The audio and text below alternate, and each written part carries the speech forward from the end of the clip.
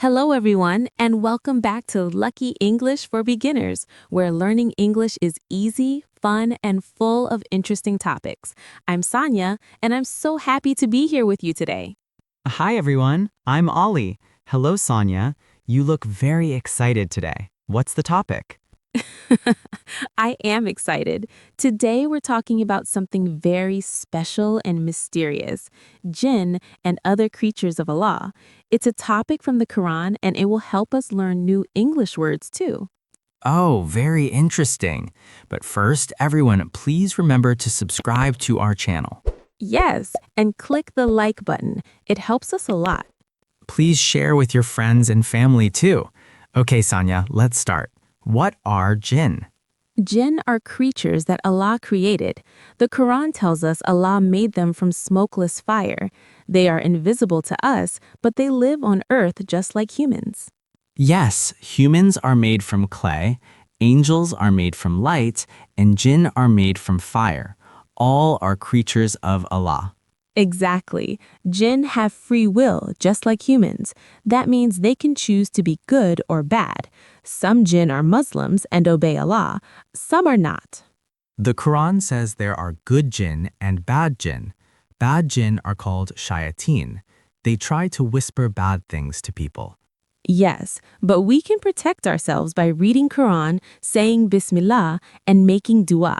My grandmother always says Ayat al-Kursi before sleeping to stay safe from bad jinn. That's a good habit. Many people do that. Now, let's talk longer about other creatures of Allah, because Allah made so many amazing things. Yes, first, angels. Angels are made from light. They never disobey Allah. They have wings. Some have two, some three, some four. Angel Jibril brought the Quran to Prophet Muhammad, peace be upon him. Angels do important jobs.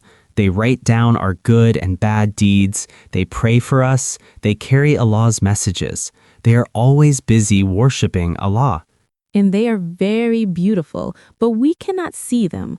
Only prophets can see them sometimes. Next, humans. We are special because Allah gave us knowledge and free choice. He made us from clay and breathed His Spirit into us. We are Khalifa, caretakers of earth. Yes, Allah says in the Quran, I have created jinn and humans only to worship me. So, both jinn and humans have the same purpose, to know Allah and obey Him. And don't forget animals. Allah created animals, birds, fish, insects, everything. They all praise Allah in their own way, even if we don't understand. Like the story of Prophet Sulaiman, Solomon, he could talk to animals and jinn. Ants spoke to him, birds made shade for him, jinn worked for him. It shows how amazing Allah's creation is. Subhanallah. All creatures, big or small, seen or unseen, are signs of Allah's power. The Quran says everything in the heavens and earth glorifies Allah. Learning about jinn and other creatures teaches us to be humble. We are not alone. There's a bigger world created by Allah. And it helps us be careful, make dua, read Quran, and stay on the good path. Thank you, Ali. This topic always makes me feel closer to Allah. Thank you too, Sonia. Listeners, what did you learn today? Do you know any Quran story about jinn or angels? Yes, please go to the comments and write one simple sentence. For example, jinn are made from fire, or angels are made from light, or I read Ayat al-Kursi every night. We really want to read your comments. It will be so much fun and helpful for English practice. And remember, keep learning English with simple words and big curiosity. Exactly. Allah's creation is full of wonders. Cheerfully, thank you all for listening today. You are wonderful. Take care, stay safe, and keep learning. See you next time. Bye, everyone. Bye, Ali.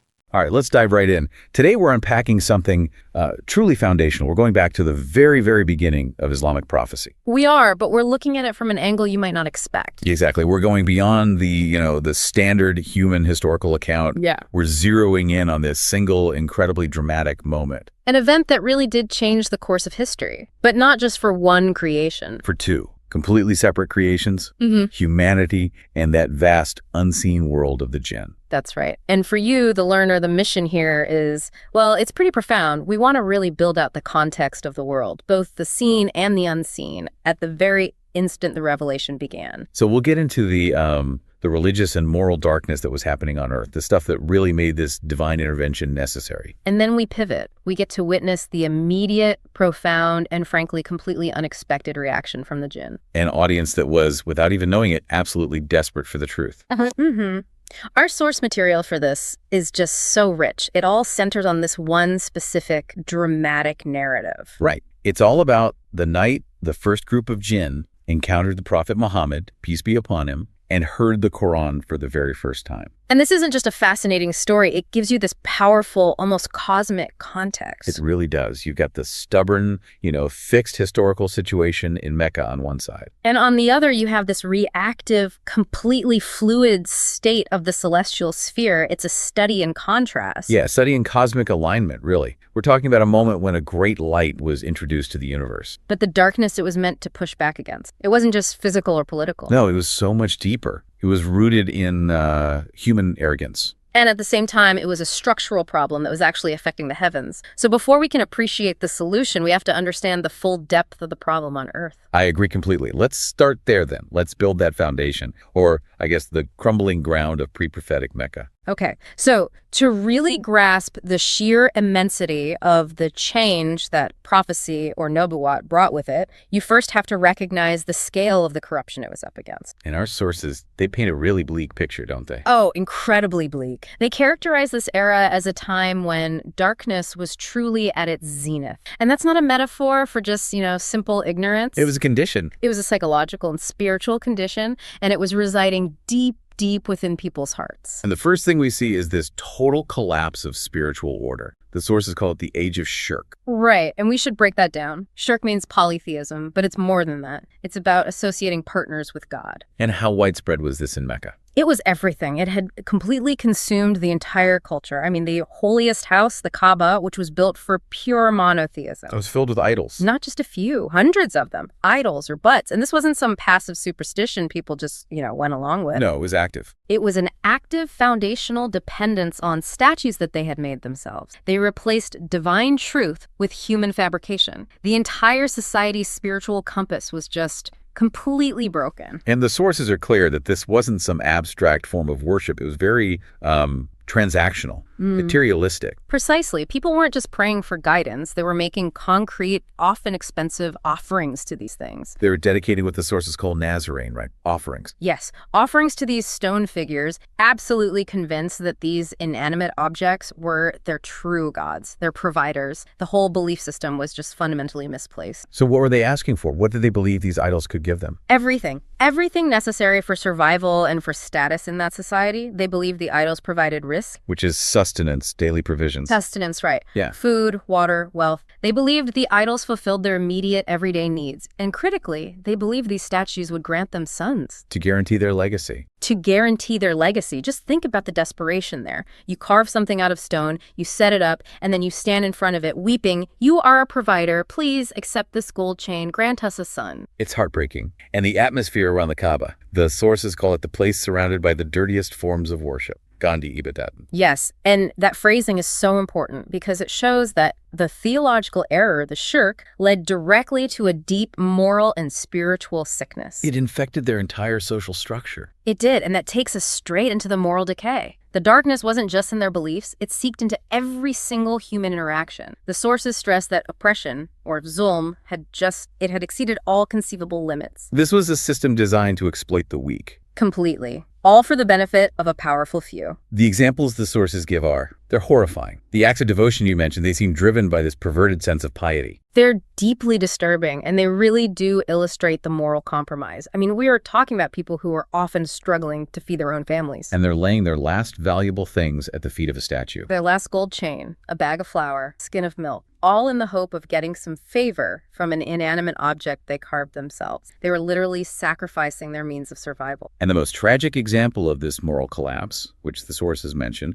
is the practice of infanticide, sacrificing their own daughters. Yes, the sources say this was sometimes done without deep thought, just driven by umid, this desperate hope that the idols might be pleased, or maybe it was driven by the economic fear that the idols were supposed to protect them from in the first place. That level of desperation just shows a complete absence of a moral compass. It does. The fear of these self-created gods became greater than any natural parental instinct. It's a total inversion of what's right. And what about socially? Beyond the religious acts, how did this corruption play out day to day? Oh, it was systemic. Absolutely systemic. The darkness involved the blatant humiliation of individuals, what the sources call a fraud ki tazliya. So human dignity meant nothing. It meant nothing. And we also see the normalized, shocking practice of buying and selling the poor Garaban ki kharudo farakt. The entire economic structure was built on bondage and servitude, all enforced by the powerful. So in a way, the greatest form of shirk wasn't just worshiping stones. It was establishing a system where human authority was absolute, where man made man his god. Precisely. The powerful figures of Mecca, people like Abu Jahl, Abu Lahab, the elders of the Quraysh, they weren't just mistaken in their beliefs, they were defined by their psychological state. Which was arrogance. Overwhelming arrogance. They were entrenched in stubbornness or zid and this blinding pride, takabur. Well, they benefited from this rotten system. So when the divine message finally arrived, they weren't just defending their religion. No, they were defending their identity, their wealth, their power structure, everything. They upheld a society where human decree was the absolute law. So this new, humbling divine message was an existential threat. They couldn't even approach it with curiosity. Not at all. They met it with fierce defensive pride. They couldn't conceive of a truth greater than their own authority. They saw their system as perfect, eternal, and absolute. So the sources tell us that when this oppression, this zulm, exceeds its limit, the divine system is compelled to intervene. Yes, and this is what introduces the moment of the descent of light, the start of nabuwat, or prophethood. And this wasn't a gradual change. Not in the slightest. The sources describe it as a true cosmic upheaval. A light descends upon Mecca, a voice cries out Ikra. The command to read or recite. Yes. The earth trembled, Zamin Larazuthith. This was a moment so singular that even the angels in the heavens were said to be astonished. The curtains of light that guard the deepest secrets were opened to bestow the message on a human being. And this first drop of divine light fell right into that deep spiritual darkness of Mecca bestowed on the Prophet Muhammad. And his message was, from the very first second, radical. It was a complete and immediate challenge to that entire social and spiritual status quo. It was the definitive counterstatement to shirk. Absolutely. His voice was raised, and he issued this simple but completely destabilizing challenge to their power structure. Say, La ilaha illallah. There is no God but God. And attain salvation, job. That single statement just negated every idol, every local god, and every claim to absolute human authority the Quraysh held so dear. And their reaction was immediate and violent. Outraged. They were outraged because he had, in their eyes, insulted their idols. But more than that. He challenged their traditions, their riwayatan. Exactly. And those traditions were the scaffolding for their wealth and political control. Their entire economy was built on pilgrimage to those idols. When he challenged them, he was threatening their survival. And they truly believed their system was stronger than a sword. They did. They saw the prophet not as a messenger with a divine truth, but as a young upstart trying to tear down their social order. The source really highlights the psychological barrier they had. They looked at him only with takabur, with arrogance. They were asking themselves, does he not know these are our protectors or muhafis? They simply could not accept that truth could come from outside their own established arrogant framework. They saw their system as eternal. An absolute. Any challenge was met with immediate hostility and a total hardening of the heart. And it's because of this virulent opposition that the Prophet and a few of his closest companions, his Sahaba, were forced to leave. Yes, they had to leave the crowded, hostile alleys of Mecca. And this journey is such a crucial transition in the narrative. It is, because it moves us from the human conflict to the setting where this unseen audience finally comes into play. They set out seeking the tribe of Akash, basically looking for a place where the message might find a more receptive audience. And the physical setting described in the sources is vital for the atmosphere. A cold night, a strange, profound silence. A profound silence. The world seemed asleep, but destiny, Takdir, was wide awake, guiding their every step. And there's that beautiful, almost poetic detail about the moonlight. Yes. One of the companions notes how incredibly bright the moon was that night, but another companion offers a deeper insight. He says the moon itself seemed to be taking its light from the radiant face of the prophet. Exactly. It's a moment that grounds the miraculous within the mundane reality of their difficult desert journey. It establishes that the traveler himself carried the holiness with him. But the critical point here, and what really drives this whole next section, is that as they walked, focused entirely on their human mission, they had no idea. No idea at all. They were completely unaware of the vast, unseen audience that was tracking their every single move. They were not alone. The opposition they faced in Mecca was human. It was localized. But the audience they were about to encounter was far more widespread, far more desperate, and far more receptive than the stubborn leaders they had left behind. They were moving toward their destiny, and the unseen world was converging on that exact same point. Okay, so now we shift our focus entirely. We're moving to this parallel, complex creation, the jinn. A creation that exists alongside ours, made of what the sources call smokeless fire. And critically, unlike the Quraysh, who were defined by their stubbornness and arrogance. The jinn were described as lost.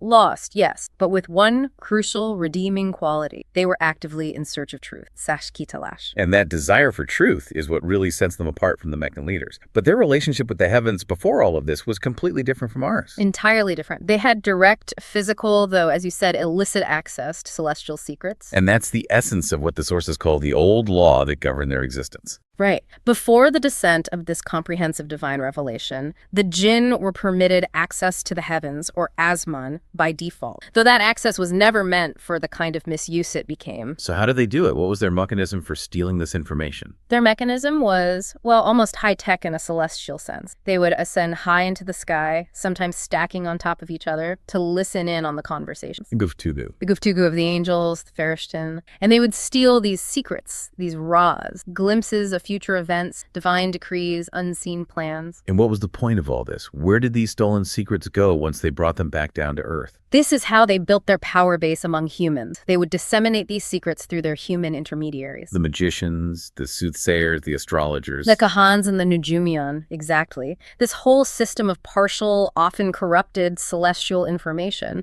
is what fed the false wisdom and divination that characterized that age of darkness. If you wanted a prophecy about the future of your tribe or the outcome of a battle, the jinn provided the raw, whispered, half-true data for it. It gave them influence. It gave them power. So the jinn were essentially the cosmic informants propping up the whole culture of superstition on Earth. Exactly. But with the descent of Wahi, the moment prophethood began, that entire cosmic infrastructure of intelligence gathering was immediately and completely shut down. This is the new law. And how abrupt was this change? It must have been terrifying for them. It was utter chaos. The sources describe it as an abrupt, violent change. Suddenly, the gates of the heavens were sealed completely. So any jinn who tried to go up was instantly and violently struck. They were hit by fireballs, flames Ake Chalet, and just thrown back down to earth. The skies are now aggressively patrolled by fire protectors, Ake Muhafis. So their entire world just stopped. They lost their primary source of information, their power, their influence. And they were subject to this physical, painful rejection from the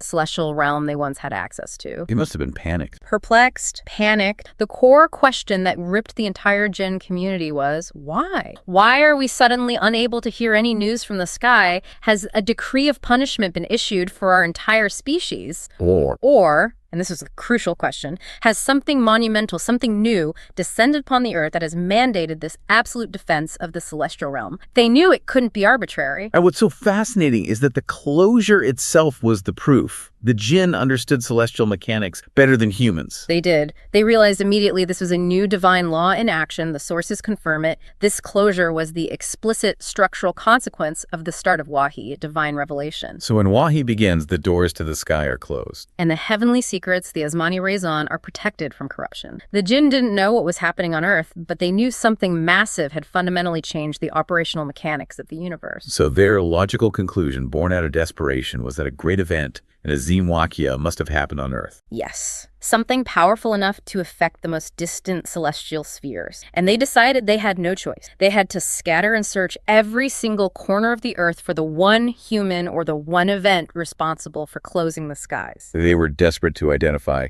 the source of this disruption to their power. Exactly, and the sources emphasized their proximity to humans during this quest. They were invisible, but they were observing, listening like a hidden breath. Care, Monsieur Sanson. They were everywhere. But they were looking in the wrong place. They were looking up, trying to find the answer by ascending to the sky, completely oblivious that the source of their cosmic disruption had already descended and was about to come to them in the most unexpected way. In the silence of a cold desert night. In the voice of a man praying. Their entire search for power was about to end with an encounter of humbling submission. Okay, so the stage is perfectly set. We have the prophet and his small, exhausted group of companions camped out in the desert.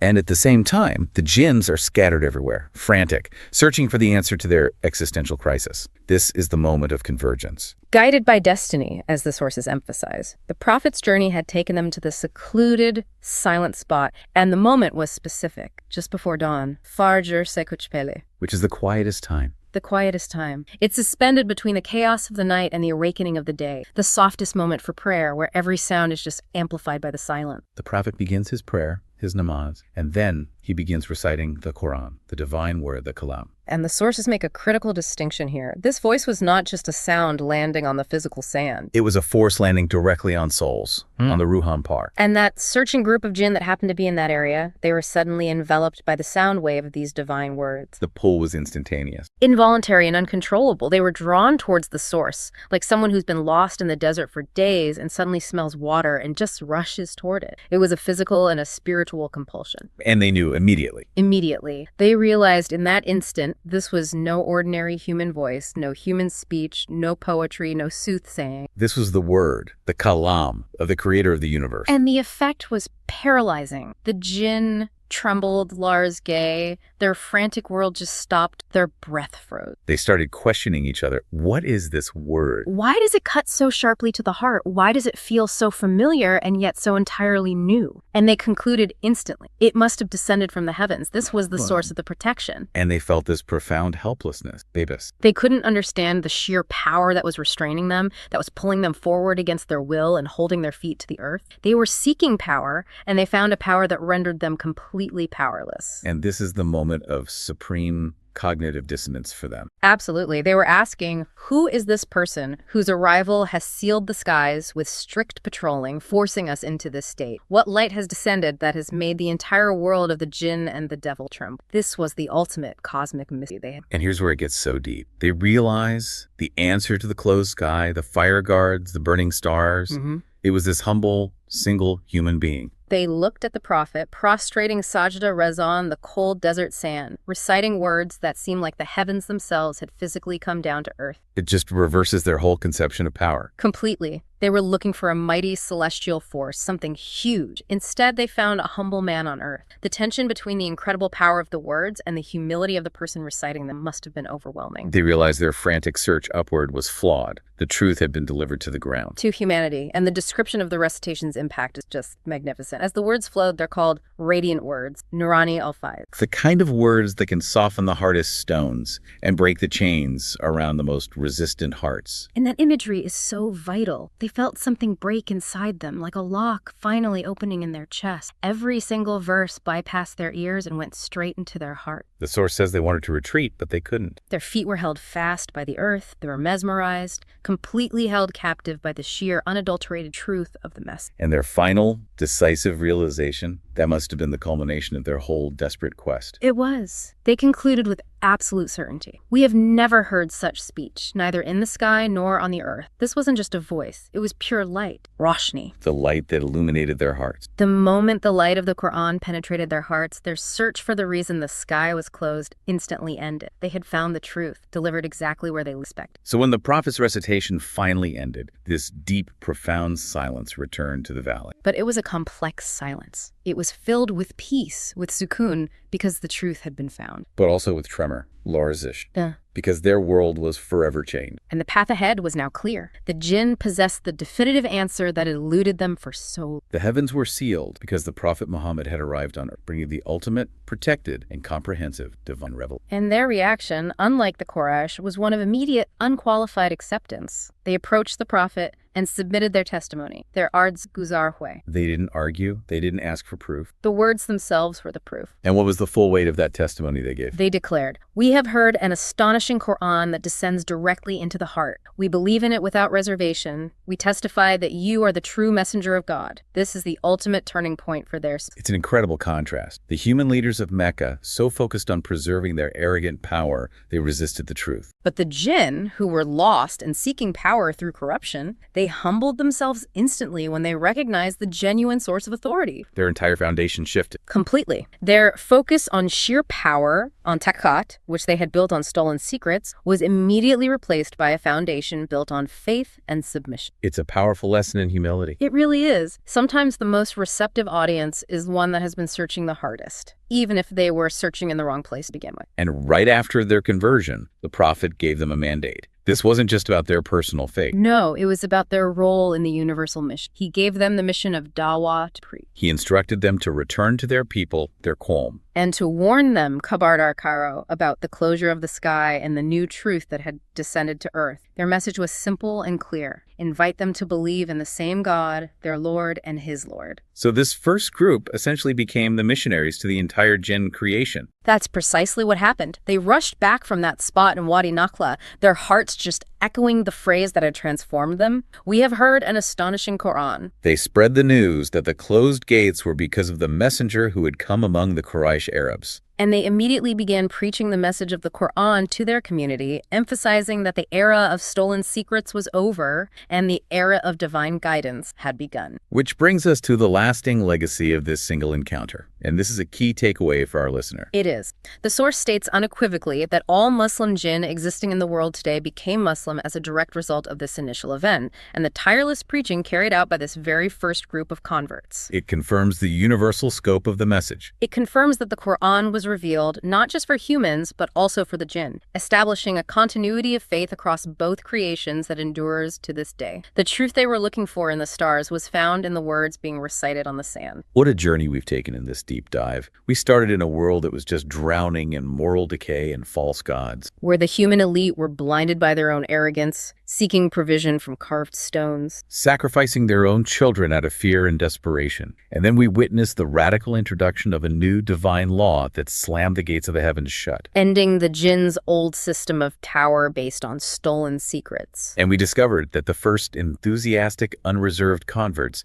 came not from the arrogant human leaders who stood to lose power, but from an unseen, wandering creation, the jinn, who were so desperate for truth that they were literally and spiritually pulled toward it. Yeah, that initial reaction of the jinn, that physical, uncontrollable pull, the instant realization that what they were hearing was light, not just words. It just shows us the profound, irresistible power of genuine revelation. They were frantically searching for the answer in completely the wrong place, the sky, only to realize the answer had been humbly delivered to the earth in the form of a human prophet. Their humility, their immediate recognition, and their willingness to transform their entire mission. It's just such a profound counterpoint to the arrogance, the takabur of the Quraysh. It really demonstrates that the most open hearts often belong to those who realize they are the most lost. Which leads us with this final provocative thought for you to mull over as you conclude your deep dive. If an entire unseen world that once relied on stolen secrets from the heavens instantly recognized the truth when it descended to the earth in its purest form, what biases or preconceptions might we as humans still hold today that prevent us from recognizing that same simple, powerful truth when it's presented clearly? What are the unseen locks in our own hearts that the right words could still open?